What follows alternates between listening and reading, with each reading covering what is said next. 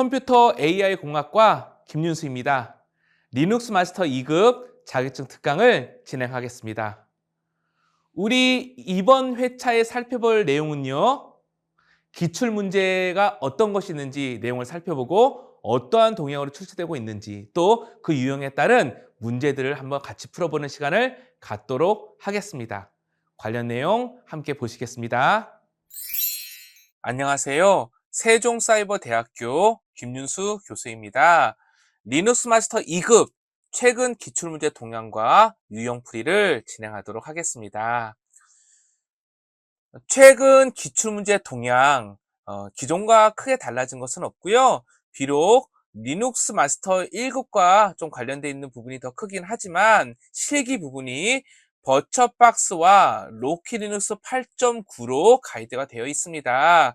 2025년 기준으로 커널 4.0 이상을 쓰는 것으로 되어 있고요.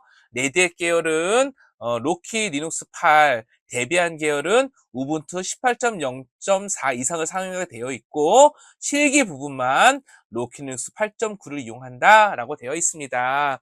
그러니까 우리가 이전 차수에서 함께 살펴본 버추얼박스의 로키 리눅스를 구동을 하면 그 환경에서 그래도 좀 우리 시험 출제 기준에 적합하게 실습 등을 할 수 있구나라고 이야기를 드릴 수 있겠습니다. 다만 실기와 관련된 부분은 리눅스 마스터 1급과 관련된 부분이니까 2급에서는 참고 정도만 해주셔도 좋겠습니다. 기타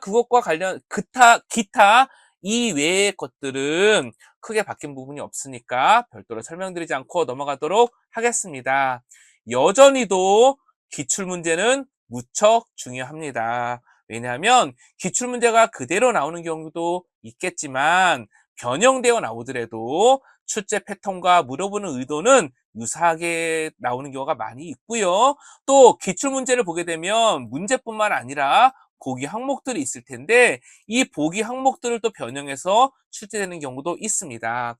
관연도 몇 회차의 기출풀이만 충실히 풀어도 합격을 기대할 수 있을 정도만큼 기출문제는 중요하니까 기출풀이를 잘 해주시기를, 기출문제 중심으로 학습을 잘 해주시길 권장합니다. 물론 기본 이론과 각각의 명령어들을 체계적으로 학습하시고 실습득을 통해서 내재화하시는 것 물론 권장하지만 시험에서 가장 중요한 부분은 또 기출문제라는 것을 한 번 더 강조드리고 넘어가도록 하겠습니다.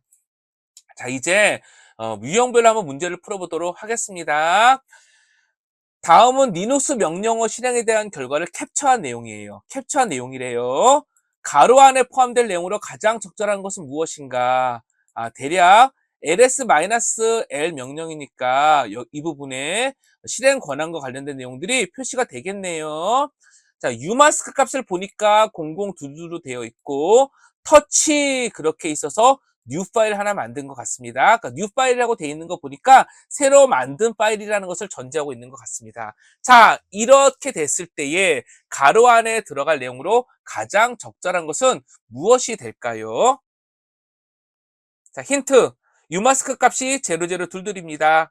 그리고 파일을 새로 만든 겁니다. 자, 그러면 답은 무엇일까요? 한번 생각해 봐 주셔요.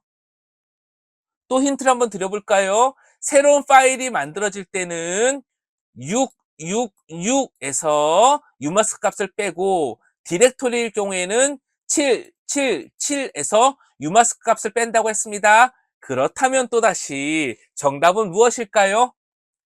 666에서 22를 빼면 644가 되죠? 맞습니다. 644니까 일단은 파일이니까 앞에는 마이너스로 돼 있을 거고요. 디렉토리가 아니니까요. 디렉토리라고 했으면 D로 나왔을 거고요. 6이니까 0, 2, 4에서 4, 2, 빵. 그 다음에 4죠. 100, 100 이렇게 될 겁니다. 맞죠? 644잖아요. 그러니까 RW 다음에 RR 이렇게 되겠네요. 그래서 RW, RR. 그래서 답은 1번이 되는 것이지요. 자, 이렇게 풀어나가시면 될 것 같습니다. 자, 다음 문제 또 보겠습니다. 다음은 리눅스 명령어.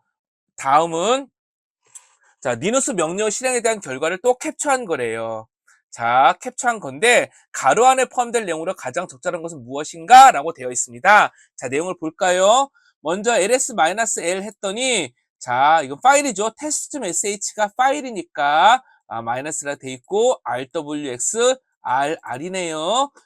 루트는 읽을 수 있고 쓸 수도 있고 실행할 수도 있으며 루트 그룹은 읽을 수만 있다. 루트도 그러니까 기타 사용자는 읽을 수만 있다. 그런 의미인 거죠. 근데 ch 모드 g는 w 했습니다. 그럼 어떻게 되는 걸까요? 여기서는 두 가지를 물어보고 있는 거죠. ch 모드 명령의 사용 방법과 옵션에 대해서 물어보는 것인 것입니다. g는 w. 그럼 뭐가 될까요? 답은 어떤 게 될지 한번 생각해 주시길 부탁드리겠습니다. g는 w니까 자 여기 맨 마지막에 r-가 어떻게 바뀌는지를 물어보는 거죠. w가 포함됐으니까 rw가 되는 게 맞을까요? 아니면은 w가 되는 게 맞을까요? 이것을 물어보는 것이죠. 예, 답은 3번이 되겠습니다. 그룹과 관련된 것만 세팅하는 거니까 다른 것은 변함이 없고 그룹에 해당되는 것이 바뀌는 건데, 그쵸? 그룹이 되는 것이 바뀌는 건데 이게 플러스가 아니잖아요. 플러스라고 그러면은 라이트 권한이 추가되는 건데 는 해가지고 대입 연산자가 돼서 W가 됐잖아요. 그러면 W로 치환이 돼버리는 것입니다. 그래서 라이트 권한만 남게 되는 거죠. 그래서 답은 3번이 되겠습니다. 자, 이제 다음은 리눅스의 특수 권한에 대한 설명이다. 가로 안에 들어갈 내용으로 가장 적절한 것은 무엇인가? 라고 되어 있습니다. 어떠한 권한이 설정된 디렉토리 안에서 생성되는 파일은 해당 디렉토리의 소유 그룹과 동일한 그룹으로 설정된다. 답은 무엇일까요? chuid, uid, 스티키빗, umask가 있습니다. 자, 답은 무엇일까요? 자, 답은 1번 setGID가 되겠습니다. setGID, 리눅스 특수 권한에 setGID 권한이 설정된 디렉토리에 새로 생성되는 하위 디렉토리나 파일은 해당 디렉토리의 그룹 권한을 상속받게 됩니다. 그쵸? 파일 생성자의 그룹 소유권이 아닌가, 그러니까 파일을 생성하는 그 그룹의 소유권이 아닌 디렉토리의 그룹 소유권을 따르게 된다는 거죠. 그쵸? 이런 특징을 갖고 있기 때문에 이런 것들을 알고 있는지를 물어보는 거고요. 그래서 답의 setGID가 되는 것입니다. 자, setGID가 있고요. setGID는 팔진수로 표현하게 되면 2000이 되는 거고요. setUID는 4000이 되는 거고요. 스티키 비트는 1000이 됩니다. 그쵸? 자, 그러면 set 자, 이렇게 돼 있습니다. set UID는 그럼 뭘까요? 이것도 알아야 된다고 했습니다. 실행 시 파일 소유자의 권한으로 실행됩니다. 스티키 bit이 세팅돼 있으면 어떻게 되죠? 디렉터리 내 파일은 소유자, 그 다음에 루트만 삭제할 수 있습니다. 그쵸? 그런 특징이 있습니다. 유마스크는 조금 더 문제에서 보고 온 내용이죠. 자, 이렇게 다른 항목도 함께 공부해 주시는 게 필요하다 하겠습니다. 그러면 다음번 문제도 한번 살펴보도록 하겠습니다. 문제가 물어보는 것은 etc 밑에 mtep 파일에 대한 설명으로 가장 적절한 것입니다. 자, 보통은 여기 이렇게 슬래시가 하나 더 있는 게 더 보기가 좋겠네요. etc 밑에 mtep 파일에 대한 설명으로 가장 적절한 것은 무엇인가? 한번 1번부터 4번까지 항목이 있는데 어떤 것이 답일까요? 현재 마운트된 파일 시스템의 정보를 담고 있는 것, 부팅 시 자동으로 마운트될 파일 시스템 정보를 담고 있는 것, 파일 시스템의 사용자 쿼터 정보를 담고 있는 것, 파일 시스템의 백업 정보를 담고 있는 것. 답은 무엇일까요? 답은 현재 마운트된 파일 시스템의 정보를 담고 있습니다. 이런 설정 파일들에 대한 문제 자주 물어보고 있는 거죠. etc 밑에 mtaps은 현재 마운트된 파일 시스템의 정보를 어떻게 보면 계속 바뀔 테니까 실시간으로 구성하고 제공하고 있다라고 이야기 드리겠습니다. 마운트되거나 마운트가 해제될 때 당연히 업데이트가 될 거고요. 우리가 임의로 수정하면 안 되겠죠. etc 밑에 fstep이라는 파일이 부팅 시 자동으로 마운트할 파일 시스템 정보를 담고 있습니다. 자, 됐죠? 요 정도 내용들을 함께 또 기억해 주셔도 좋겠습니다. 자, 그러면 다음 문제 또 보겠습니다. 사용자의 디스크 사용량을 그러니까 사용자의 디스크 사용량을 제어하는 관련된 명령에 대한 설명으로 가장 적절하지 않은 것 어렵습니다. 디스크 쿼터 제어와 관련된 명령에 대한 설명으로 가장 적절하지 않은 것을 물어보는 겁니다. 자, 쿼터 책, ED 쿼터, 쿼터 원, 레프 쿼터가 있고 거기에 대한 해설이 있는데 여기서 틀린 내용이 무엇일까요? 답은 3번이 되겠습니다. 쿼터 5는 설정한 쿼터 정보를 활성화하는 명령이 되겠습니다. 설정한 쿼터 정보를 활성화하는 명령이 되겠습니다. 자, 그리고 일반적으로 쿼터를 설정하는 명령어들이 있는데 명령어를 실행하는 일반적인 순서가 이 순서가 되겠습니다. 쿼터 체크를 먼저 해주고요. 파일 시스템을 점검하고 쿼터 기록을 업데이트하고 ED 쿼터에서 이제 사용자 그룹에 쿼터를 설정하고 쿼터 1을 해서 활성화를 시킨 다음에 레퓨 쿼터 해가지고 그 파일 시스템 단위로 쿼터 설정부를 출력하게 됩니다. 그래서 보통의 경우 쿼터를 설정하는 명령에 사용하는 순서 있죠? 순서는 1번부터 4번 순서가 될 것이고 여기서 잘못 설명된 것은 쿼터 1이 되는 겁니다. 쿼터 1은 뭐라고요? 설정한 쿼터 정보를 활성화하는 것입니다. 자, 그 다음에 계속 보도록 하겠습니다.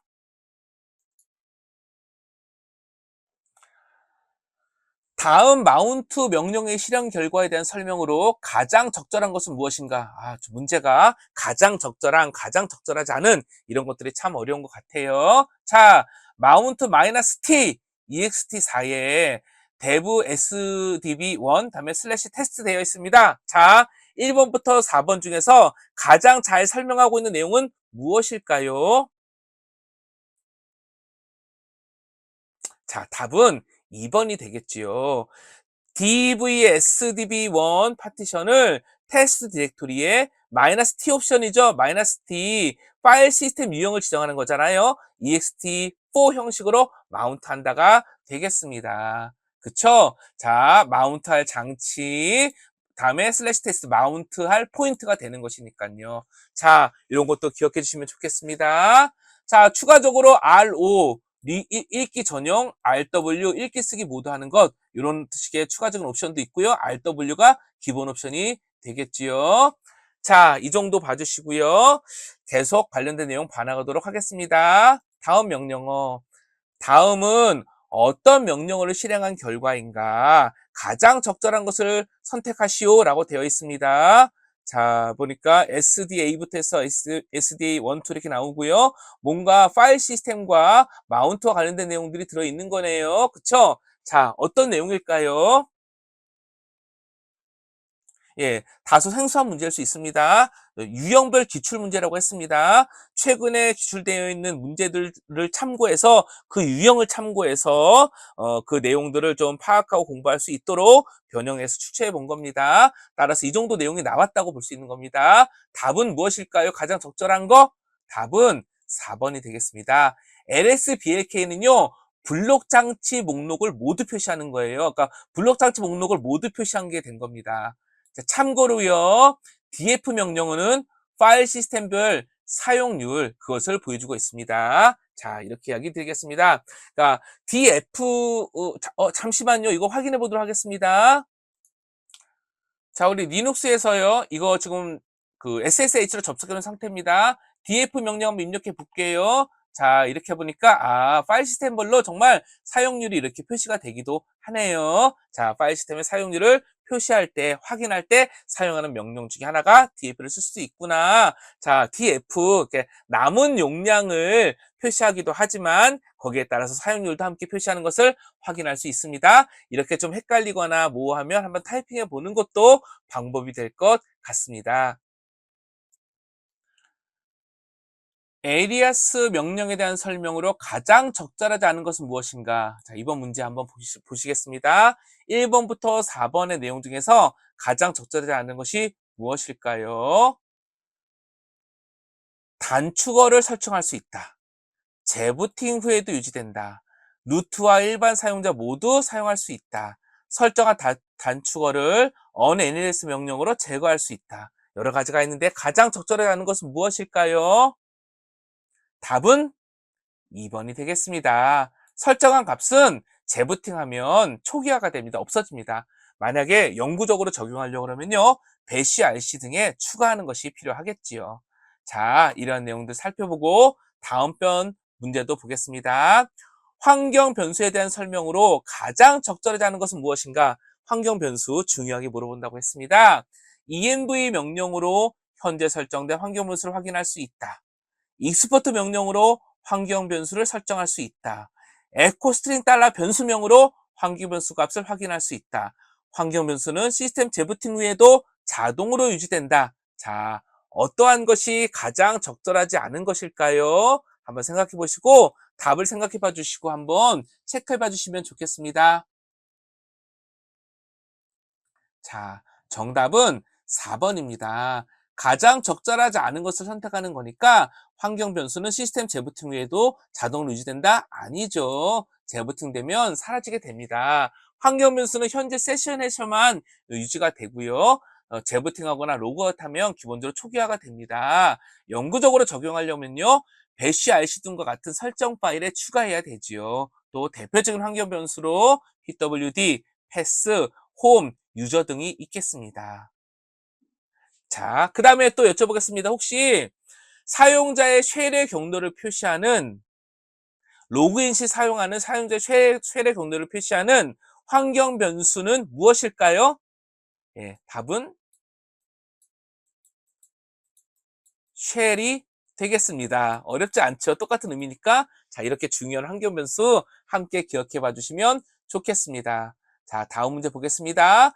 etc 밑에 쉘스 파일에는 무엇인가 저장되어 있는데 etc 밑에 쉘스 파일에 대한 설명으로 가장 적절한 것은 무엇인가? 가장 적절한 것을 물어보고 있어요. 1번 시스템에서 사용 가능한 쉘의 목록을 저장한다. 현재 실행 중인 쉘 프로세스를 보여준다. 기본 쉘을 지정하는 파일이다. 쉘 스크립트를 저장하는 디렉터리다. 어떤 것이 가장 적절할까요? 답은 1번입니다. etc 밑에 쉘스는요, 시스템에서 사용 가능한 로그인 쉘의 경로를 담고 있습니다. 그 목록을 담고 있습니다. 자, 대표적인 쉘의 경로는 어떻게 될까요? 빈의 배시, 또 빈의 sh, gshell, tcsh 이런 것들이 있겠죠. 그러면 사용자의 로그인 쉘을 변경할 때 사용하는 명령어가 있는데 대표적으로 어떤 명령이 있을까요? 쉘을 바꾸겠다. 쉘을 바꾸겠다. 맞습니다. sh 명령이 쉘을 바꾸는 명령이고요. 당연히 sh 명령이 동작할 때 이러한 내용들을 이팀스의 쉘스 등을 참조하겠지요. 자, 그러면 또 다음 문제도 보도록 하겠습니다. 히스토리 명령에 대한 설명으로 가장 적절하는 것은 무엇인가? 자, 제가 보기를 읽어 드릴게요. 히스토리는 이전에 실행했던 명령어 목록을 보여준다. 가장 적절하지 않은 것입니다. 느낌표 번호를 이용해서 해당 번호의 명령어를 재실행할 수 있다. history-c 명령어로 이력을 삭제할 수 있다. 히스토리 파일은 etc 밑에 히스토리에 저장된다. 자, 가장 적절하지 않은 것은 무엇일까요? 기본적으로 히스토리 명령은 명령어의 목록, 명령어의 정말 그야말로 이력을 관리하는 것이고요. 위아래 방향 키등을 이용해서 명령어를 선택하거나 검색하거나 반복해서 실행할 수 있지요. 자, 정답은요. 4번입니다. 히스토리 파일은요. 보통 배시 언더바 히스토리 파일에 저장이 되지요. 그 외의 것들 느낌표하고 숫자면은 n번째 명령을 실행하고요. 자, 느낌표 다음에 바로 느낌표가 왔다. 그러면 뭐다? 바로 직전의 명령어를 실행합니다. 자, 이렇게 이야기를 드리겠습니다. 또 여쭤볼게요. 환경 변수에서 저장할 명령어의 수를 지정할 수 있는데요. 어떤 환경 변수를 세팅하면 히스토리로 저장할 명령어의 수를 지정할 수 있을까요?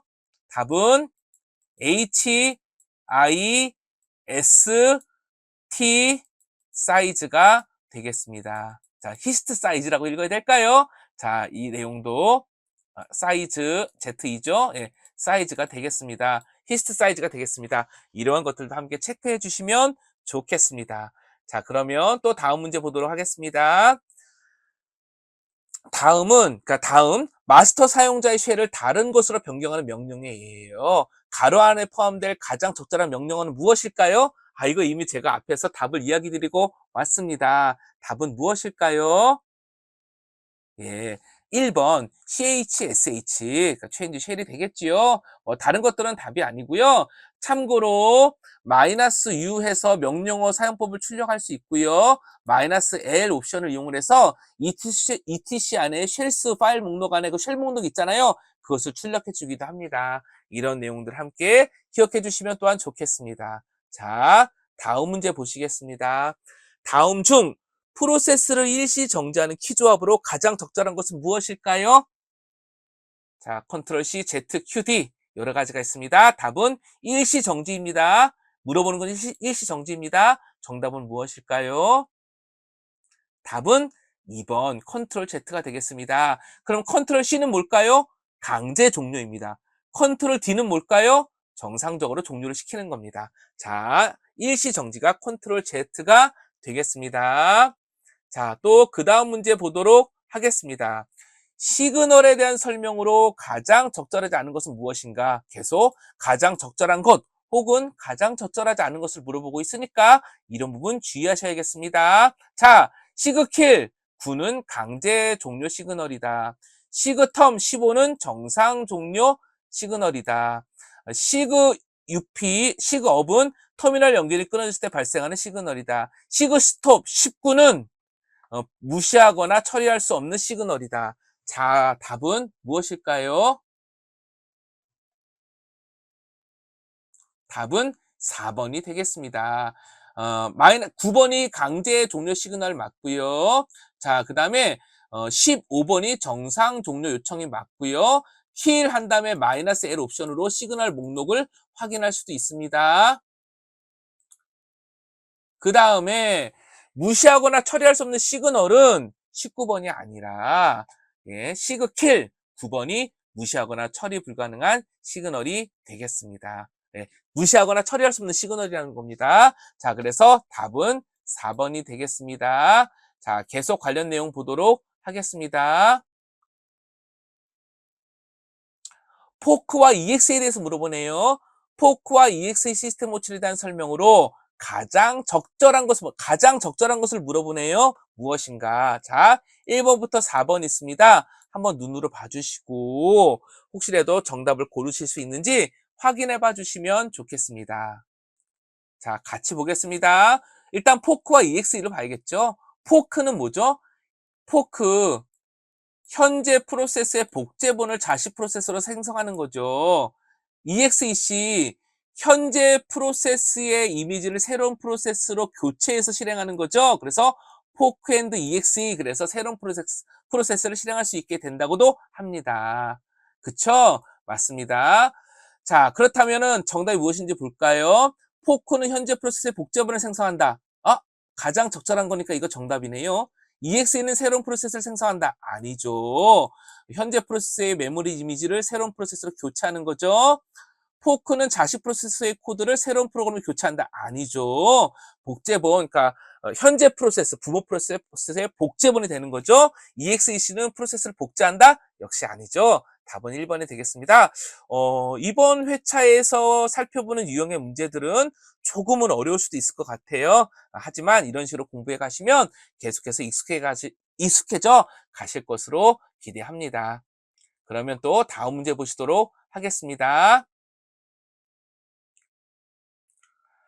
R로그인, RSH와 같은 다양한 네트워크 서비스 요청을 처리하는 슈퍼대문으로 가장 적절한 것은, 자, 이거 일단 답은 1번 아이네트입니다. 아이네트 뭐냐면요, 대문을 관리하면서 서비스 요청이 들어왔을 때 관련된 프로세스를 실행하거나 연결해주는 앞단에서 먼저 서비스를 제어하고 받아들여주는 그 대문입니다. 이거 슈퍼대문이라고 그래요. 그래서 아이네트 또 엑사이네트, 이 다음 버전인 거죠. 그렇게 가고 있는데, 비록 문제에서는 이렇게 슈퍼데몬을 물어보고 있지만 우리 리눅스 버전, 특히 로키 리눅스나 센토스처럼 버전이 7, 8 이렇게 올라가게 되면은요, 이렇게 슈퍼데몬보다는 시스템 D 방식이라고 해서 다른 방식을 더 선호합니다. 그래서 현실적으로는 약간 트렌드에 뒤처져 있는 문제이긴 하지만 그래도 전통적으로 중요한 개념이다 보니까 간간히 출제되고 있습니다. 체크하시고 넘어가 주시면 좋겠습니다. 리눅스 시스템 관리 명령을 위한 설명 중 가장 적절하지 않은 것은 무엇인가? 자, 한번 살펴봐 주시겠습니다. 어떤 것이 가장 적절하지 않을까요?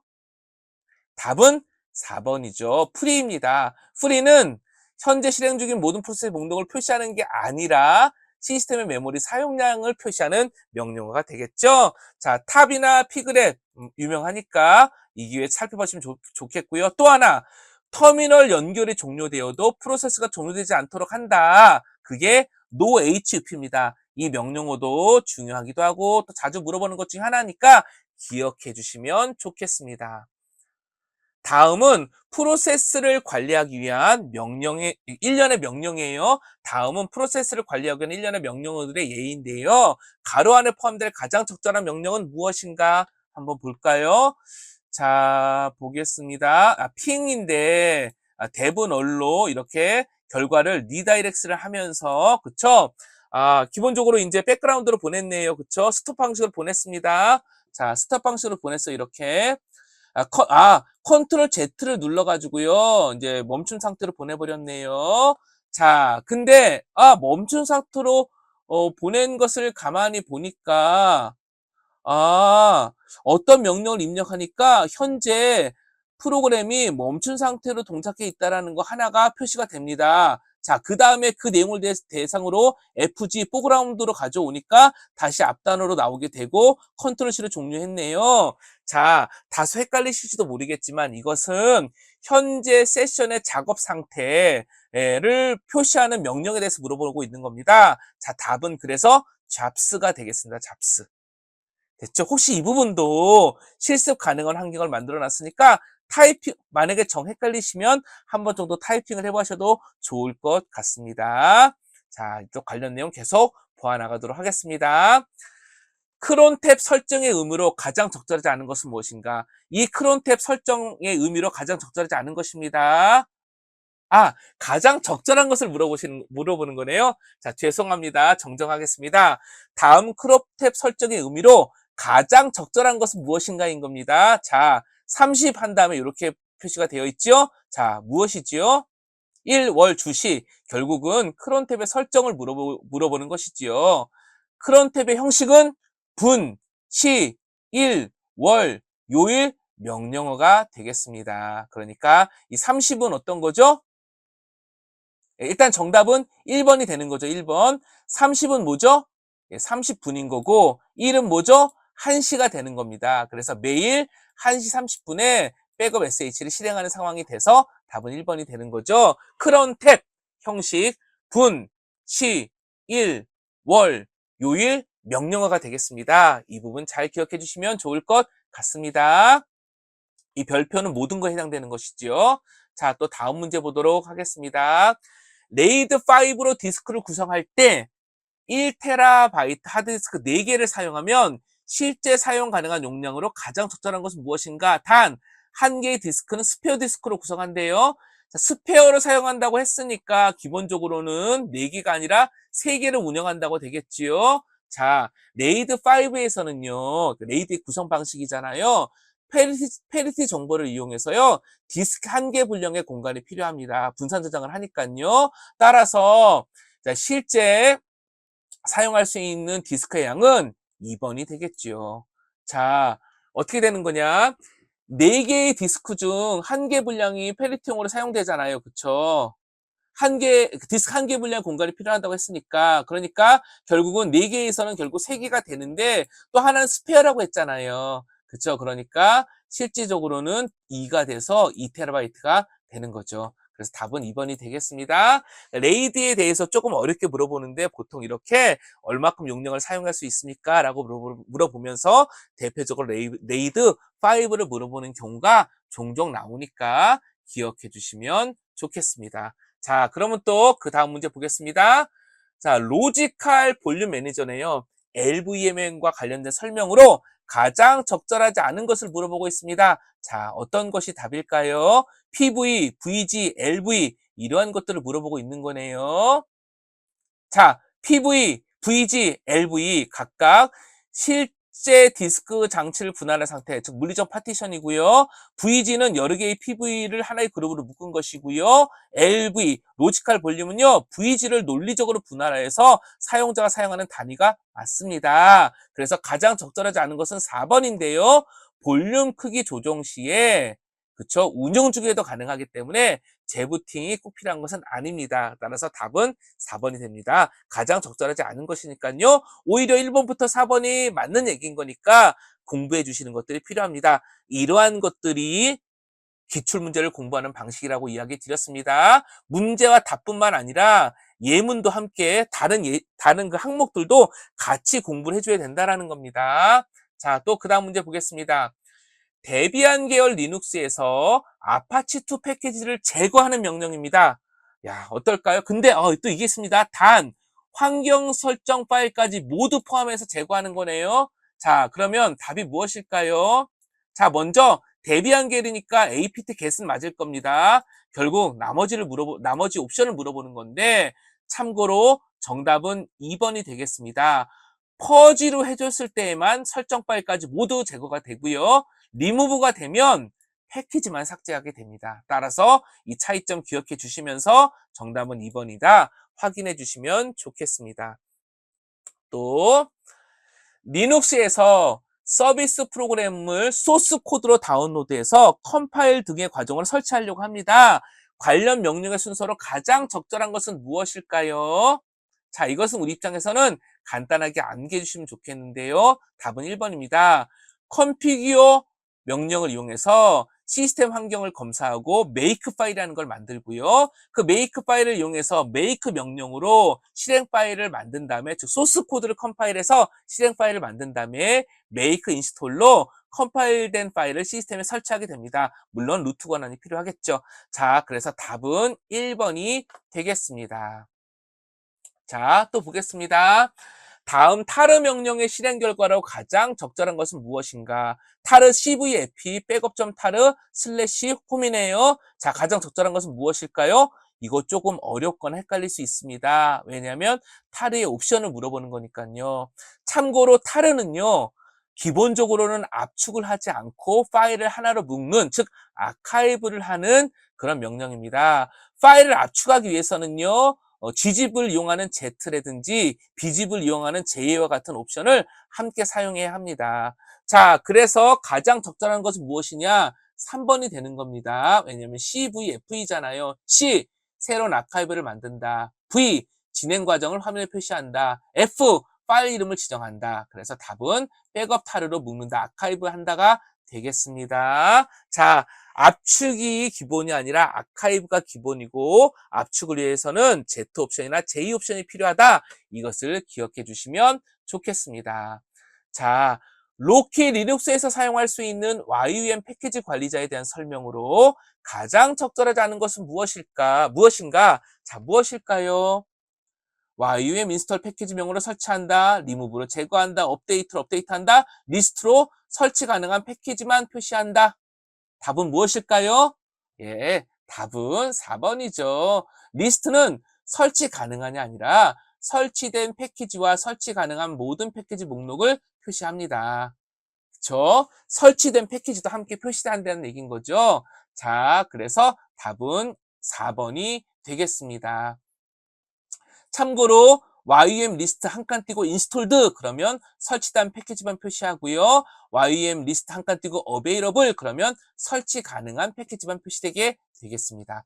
자, 요 정도 내용 보고 또 그 다음 내용으로 넘어가 보도록 하겠습니다. 리눅스 압축 명령어와 압축 효율에 대한 설명으로 가장 적절한 것을 물어봅니다. 네, 또 쉽지 않은 거죠. 자, 내용 보겠습니다. 먼저는요, 정답은 3번인데요.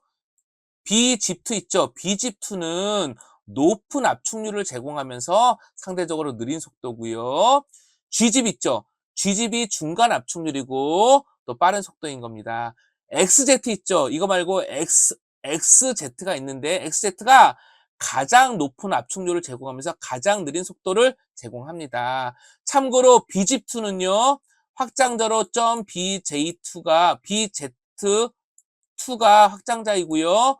g집은요, .gz가 확장자가고요. xz는 .xz가 확장자입니다. 그렇죠. 따라서 답은 b집2가 g집보다 압축률이 높고 속도가 느리다. 압축률이 좋으니까 당연히 속도가 느리다. 이렇게 되겠죠. 그래서 답은 3번이 되겠습니다. 다음 문제. VI 편집기 환경 설정값과 VI 편집기의 환경 설정값에 대한 설명으로 가장 적절한 것은 무엇인가? VI 편집기는 보통 회차마다 문제가 항상 나오는 경향이 있고요. 많이 나오면 3문제 이상이 나오는 경우도 있습니다. 자, 잘 공부해 주셔야 될 내용이죠. 자, 답은 무엇일까요?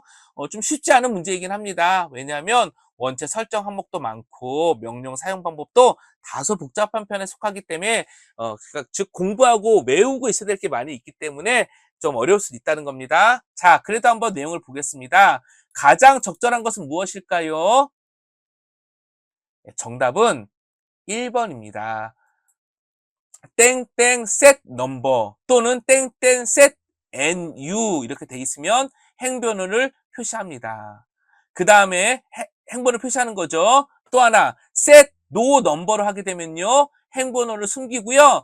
no number 대신에 no nu를 사용할 수도 있습니다.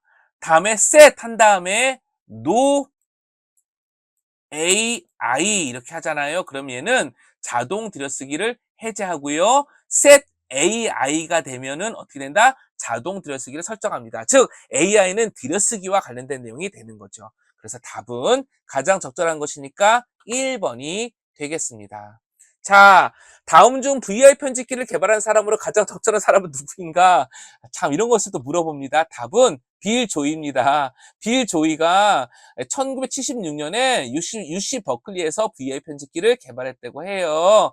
자, 이 정도 말씀을 드리도록 하겠습니다. 참 이런 것들을 참 우리가 실제 운영할 때는 큰 관계가 없는 것 같은데 문제로서는 의미가 있기 때문에 출제가 되곤 합니다. 자, 또 다음 문제 보도록 하겠습니다. 리눅스에서 사용할 수 있는 텍스트 편집기에 대한 설명으로 가장 적절하다는 것은 무엇인가? 리눅스에서 텍스트 편집기, 또 VI 편집기 이런 것들이 참 중요한 것 같습니다. 계속 편집기가 나오고 있으니까요. 자, VI, 유닉스 리눅스의 기본 편집기다. 이막스, 리처드 스토만이 개발한 편집기다. 나노, VI보다 초보자가 사용하기에 쉬운 편집기이고 단축키를 표시하여 지원한다. 피코, VRM의 기능을 개선한 편집기이다. 답은 무엇일까요? 예, 답은 4번이 가장 적절하지 않는 것입니다. 피코는요, F가 메일 클라이언트의 편집기입니다. 피코는요, 파인이라는 메일 클라이언트가 있는데요. 그게 편집기로 개발된 거라고 합니다. 그래서 VRM의 기능을 개선한 편집기는 아니죠. 자, VIM은요, VI의 기능을 개선한 버전입니다. 오히려 VIM이 VI를 개선한 버전인 거죠. 답은 일단 4번이 되겠습니다. 1번부터 3번까지도 맞는 얘기인 게 되는 것이니까 읽어봐 주시면 또 좋겠고요. 자, 이막스 편집기의 주요 명령에 대한 설명으로 가장 적절하지 않은 것은 무엇인가? 자, 이거야말로 우리 입장에서는 좀 제가 편하게 표현하겠습니다. 과감히 제끼거나 아니면 정말 열심히 공부해서 모두 외우고 있거나 아니면 운에 맡겨서 찍거나 이런 문제가 아닐까 싶습니다. 이막스 편집기를 자주 사용하지 않으면 정말 익숙하게 암기하기 어렵잖아요. 하지만 또 이렇게 시험에 나오고 이런 단축키를 물어보니까 우리는 공부하고 확인하고 넘어가도록 하겠습니다. 참고로 가장 적절하지 않은 것은요. 컨트롤 Z에 대한 설명인 4번이 되겠습니다. 자, 컨트롤 Z가 되는 거고요. 자, 그러면 자, 컨트롤 X하고 컨트롤 C는 종료고 컨트롤 X하고 컨트롤 S면 파일 저장이고 컨트롤 G는 명령 취소가 된다라는 얘기겠네요. 참고로 컨트롤 X와 컨트롤 F를 입력하게 되면 새로운 파일명으로 저장하고 편집한다라는 의미가 있습니다. 자, 요 정도 보도록 하겠습니다. 자, 계속 보도록 하겠습니다. 이제 리눅스 환경 변수에 대해서 또 물어보네요. 가장 적절하지 않은 것은 무엇인가? 패스, 랭, PWD, 쉘이 되겠습니다. 이거 우리가 답 바로 나오셔야 되는데요. 답은 4번 쉘이지요. 시스템 IP 주소가 아니라 쉘은 뭘 담고 있지요? 쉘, 사용자의 기본 쉘이 지정되어 있다고 했습니다. 됐습니다. 홈은 사용자의 홈 디렉토리, 유저, 현재 사용자 이름, term, 터미널의 종류, 히스트 사이즈, 뭐라고 그랬죠? 명령어 히스토리 저장의 크기, 그러니까 명령어 히스토리 저장할 때 그거의 크기 이야기한다고 했습니다. 패스, 랭, wd, 당연히 기억하고 계셔야 될 상황이고요. 자, 그러면 또 계속해서 보도록 하겠습니다. 사용자 환경 설정 파일에 대한 설명으로 가장 적절하지 않은 것 무엇일까요? 자, 이거 사실은 무척 중요한 내용 중에 하나입니다. 리눅스를 운영하거나 보안적으로 관리할 때 무척 중요하거든요. 그래서 꼭 기억해 주셨으면 좋겠는데 가장 적절하지 않은 것은 4번이 되겠습니다. 시스템 전체의 명령어 이력을 저장하는 거는 뭐라고 했었죠, 우리가? 시스템 전체 이력 저장하는 거. 배시 히스토리. 그쵸? 맞습니까? 아니죠. 배시 히스토리는 개별 사용자의 명령어 이력을 저장하는 거죠. 그쵸? 사용자별로 관리가 됩니다. 자, 그래서 헷갈리지 않기를 부탁드리고요. 배시 RC, 배시 프로파일, ETC 프로파일 이 내용도 함께 기억해 주시기를 부탁드리겠습니다. 자, 그러면 다음 문제도 계속해서 보도록 하겠습니다. 자, 장치와 관련된 내용이네요. 이제 문제의 마지막이 다다라가는 것 같습니다. 리눅스 프린터 시스템 컵스에 대한 설명으로 가장 적절하지 않은 것은 무엇인가? 자, 무엇일까요? 리눅스의 이 프린트 명령어는 좀 헷갈리기도 하고 기억해 주실 만한 필요성이 있습니다. 자, 답은 무엇일까요? 답은 4번이 가장 적절하지 않습니다. 자동 설치하는 명령어가 아니라 프린터를 제어하고 관리하는 명령이지요. 그러면은 LPR, LPQ, LPRM 각각 작업을 요청하고 큐를 관리하고 작업을 취소하는 명령이라는 거 함께 기억해 주셔야 되겠습니다. 다음 문제를 보시겠습니다. 리눅스 장치 시스템 관련 프로그램에 대한 명령으로 가장 적절하지 않은 것은 무엇인가? 자, 이것도 좀 생소한 것도 있고 그 다음에 알고 있는 것도 있을 텐데요. 자, R4 이거 사운드 맞습니다. 컵스 프린팅 맞습니다. 자, 그럼 이제 둘 중에 하나가 답이죠. 자, SAN은 뭘까요? SAN이 이거는 오픈소스 프린팅 시스템 오픈소스 프린트 시스템 이거 답일까요? 아닐까요? 아닙니다. 세이는 스캐너와 비디오 캠 등을 관리합니다. 됐죠? 그 다음에 LPRNG 이거 생소하지만 BSD 계열 초기 인쇄 시스템이다. 이번에 체크하고 넘어가게 되는 것이겠지요. 자, 그러면 또 그 다음 내용 보도록 하겠습니다. X 윈도우 활용을 위한 디스플레이 환경 변수에 대한 설명으로 가장 적절한 것은 무엇인가? 디스플레이 환경 변수에 대한 X 윈도우의 디스플레이 환경 변수입니다. 답은 무엇일까요? 가장 적절한 것입니다. 답은 1번이 되겠습니다. X 클라이언트 프로그램을 연결한 S 서버의 위치를 지정한다. 이것이 되겠습니다. 자, 그러면 또 다음 내용도 보도록 하겠습니다. 리눅스 부팅 모드에 대한 설명입니다. 런 레벨에 대한 설명인 거예요. 가장 적절하지 않은 것은 무엇인가? 0번, 3번, 5번, 7번 물어보네요. 혹시 답이 무엇일까요? 답은 런레벨 7번. 이거 틀린 얘기입니다. 시스템 재부팅은요. 런레벨 6번이 되겠습니다. 0번 시스템 종료, 1번 단일 사용자 모드, 2번 다중 사용자 모드, 그 다음에 네트워크 파일 시스템을 지원하지 않는 다중 사용자 모드 이렇게 되어 있습니다.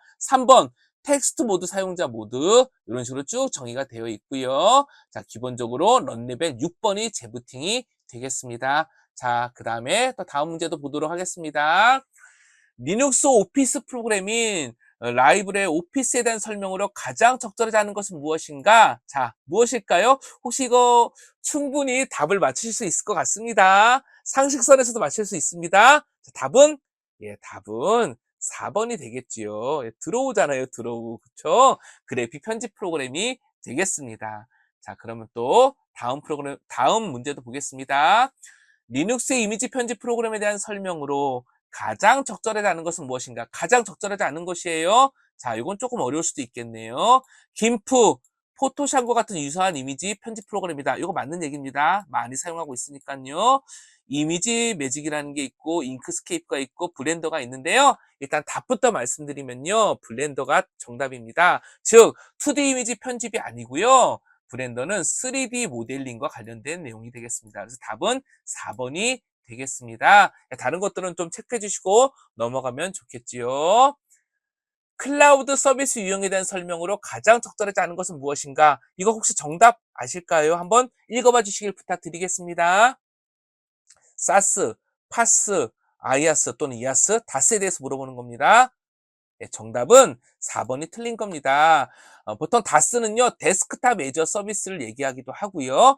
보안 서비스와는 또 다른 개념인 거죠. 그래서 보통 보안 서비스면요, 시큐리티 애저 서비스, 그래서 시카스 이런 것들은 있지만 기본적으로 4번이 다스가 네트워크 보안 서비스 제공, 이건 틀린 말이 되는 겁니다. 그래서 답은 4번이 되겠습니다.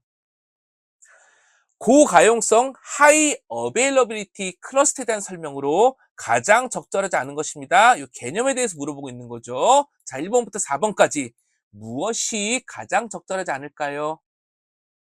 일단 정답은요. 시스템 성능 향상의 주목적이다가 틀린 이야기입니다. 가장 적절하지 않습니다.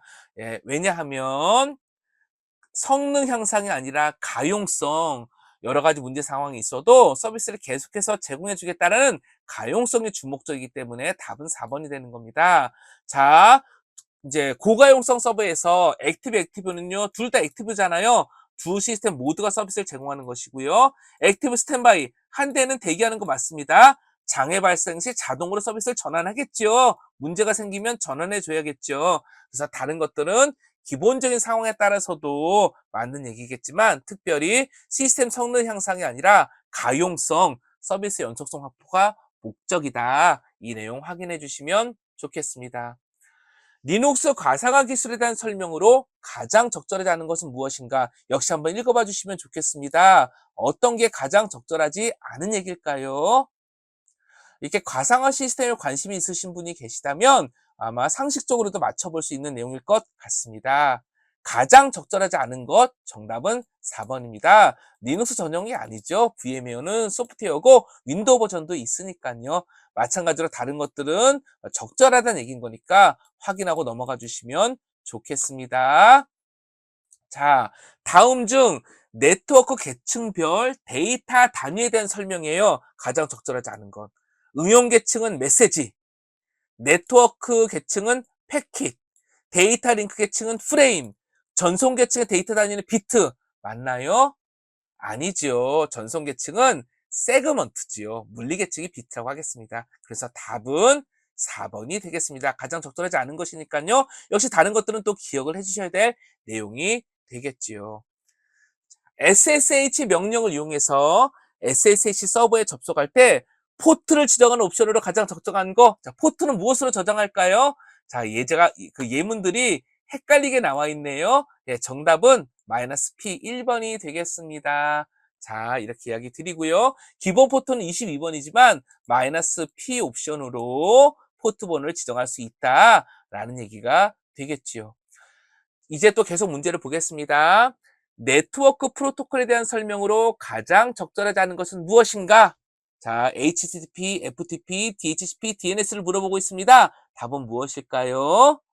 답은 4번이 되겠습니다. DNS는 도메인 이름과 IP 주소를 변환하고 관리하는 프로토콜이잖아요. 또한 그러한 서비스이잖아요. 맞죠? HTTP는 웹이고 FTP는 파일 전송이고 DHCP는 IP 주소를 자동으로 할당한다. 맞는 얘기가 되겠습니다.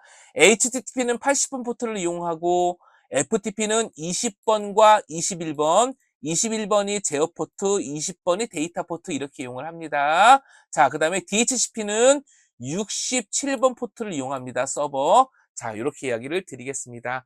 자, 이런 내용도 함께 또 체크해 주시면 좋을 것 같습니다. VS FTPD, Very Secure FTP 데몬인데요. 그것에 대한 설명으로 가장 적절하지 않은 것은 무엇인가 보겠습니다.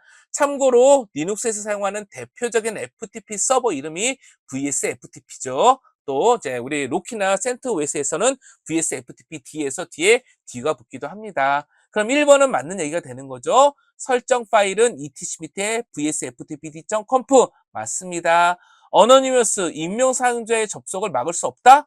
아니죠. 이건 막을 수 있어야 되죠. 또 막는 것을 익명 사용자의 접근을 제한하는 것이 보안적으로 또 좋으니까요. CH 루트 기능으로 사용자를 제한할 수 있다. 참 이것도 맞는 얘기가 되겠지요. 자, 요 정도 내용 가지고 VSFTP의 내용을 가지고 보겠습니다. CH 루트 언더바 로컬 언더바 유저는 yes 뭐 이런 식의 옵션도 있습니다. 자, 이렇게 내용을 보고요. 다음번 문제 또 보도록 하겠습니다. 다음 중입니다. 다음 중 네트워크 장비에 대한 설명으로 가장 적절하지 않은 것은 무엇인가? 장비를 물어보네요. 리피터는 신호를 증폭하게 전달한다? 맞는 얘기입니다. 허브는 연결되어 있는 모든 포트로 데이터를 전송한다? 맞습니다. 따라서 좀 비효율적인 전송이지만 가격 자체는 상대적으로 저가지요. 스위치는 맥 주소를 기반으로 데이터를 전송한다? 맞는 얘기입니다. 스위치는 각각의 포트별로 맥 주소 테이블에 따라서 관리되고 있기 때문에 효율적인 전송이 필요합니다. 대신에 상대적으로 가격이 비싸겠죠.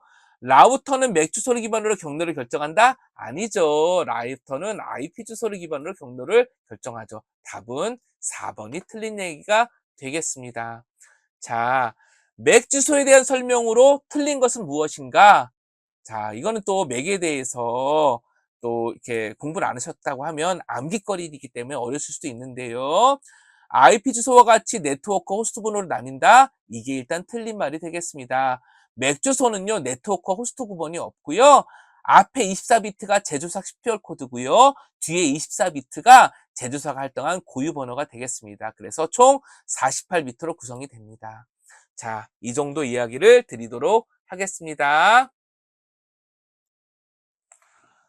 서브넷 마스크가 255.255.255.248/29일 때, 그쵸? 248/29일 때 할당 가능한 IP 주소의 개수는 호스트의 IP 주소의 개수는 몇 개인가? 가장 적절한 것을 선택하시오. 조금 어려울 수도 있습니다. 먼저 같이 풀어보도록 해볼게요. /29는 자, 요렇게 8개, 8개, 8개, 8개로 했을 때예요. /29니까요.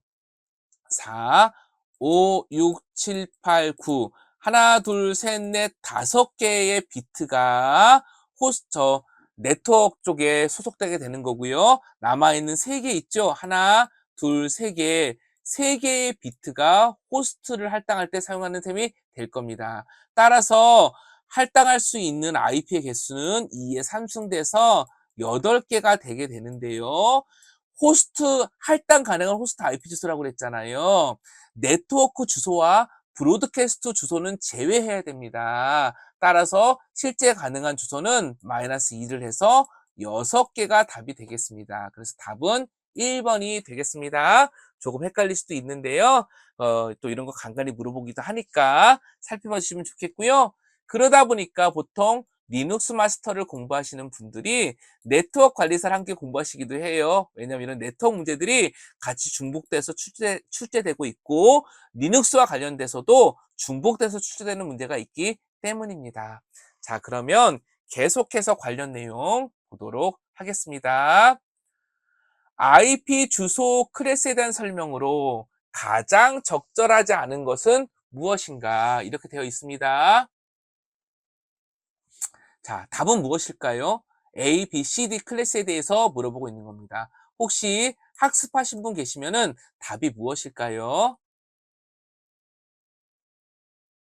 자, 정답은 4번이 되겠습니다. 자, A 클래스는요,